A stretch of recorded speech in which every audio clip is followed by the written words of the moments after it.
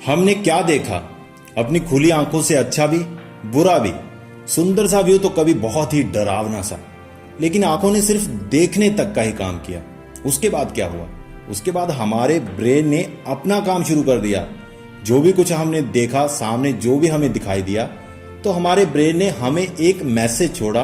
वो मैसेज हमारे लिए सिर्फ एक सिग्नल है, बट हमने उसके सिग्नल को पॉजिटिव लिया है या नेगेटिव लिया है, ये हमारे थॉट्स की वजह से ही डिसाइड होगा।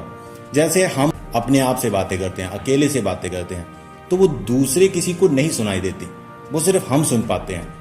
मन में कुछ बड़बड़ाना, भले हम खुद से बातें कर रहे हैं, लेकिन बिना बोले हम कुछ सोच नहीं सकते। हमें सोचने के लिए खुद से बातें करनी पड़ती हैं। तो खुद से जब हम बोलते हैं, वो सिर्फ हमें सुनाई देता है। वो सही है या गलत है, जहां पे ये समझ पाना थोड़ा सा मुश्किल है।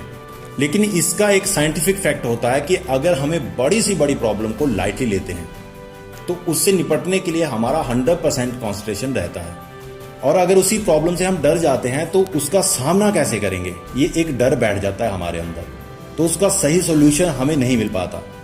तो प्रॉब्लम बड़ी है या छोटी है, हम अपने आप में ही उसको एक नाम दे देते हैं। दुनिया में आपको कोई भी ऐसा इंसान नहीं मिलेगा, एक भी ऐसा इंसान नहीं मिलेगा जिसकी लाइफ में कुछ छोटी बड़ी प्रॉब्लम ना चल रही हो। सबकी लाइफ में छोटी बड़ी प्रॉब्लम्स रहती हैं, हर कोई परेशान रहता है। तो ये यहाँ पे थोड़ी समझने वाली बात है, थोड़ा ध्यान से समझना। क्या हम अपनी लाइफ की प्रॉब्लम्स को डर के उसका सामना कर सकते हैं या डट कर उसका सामना कर सकते हैं? ये हमारे खुद का एक खुद से तैयार किया हुआ फैसला होता है। हम अपनी आगे आने वाली हर मुश्किल को पहले से हल कर सकते हैं, लेकिन पीछे जो हो गया, क्या उसको सही कर सकते हैं? बिल्कुल नहीं। तो सिर्फ उसे दोहराने से बचा जा सकता है। भाग्य बनाने वाले ने हमें एक जैसी बुद्धि बख्शी है, लेकिन हम अपने कर्मों से उसे बदलते रहते हैं। तो अगर हम खुद की मनोदशा को एक अच्छे मार्ग पर उतारते हैं, तो उसके रिजल्ट्स भी आई होप अच्छे ही होंगे। जो हुआ उसका पछतावा या जो हम कर नहीं पाए उसका विचार करना, ये बिल्कुल सही नहीं है। इन विचारों से ही हम खुद को कमजोर समझने की स्थिति उत्पन्न करते हैं। हमें क्या करना है और हम क्या करना चाहते हैं, हमें ऐसी ऊर्जा को जन्म देना होगा।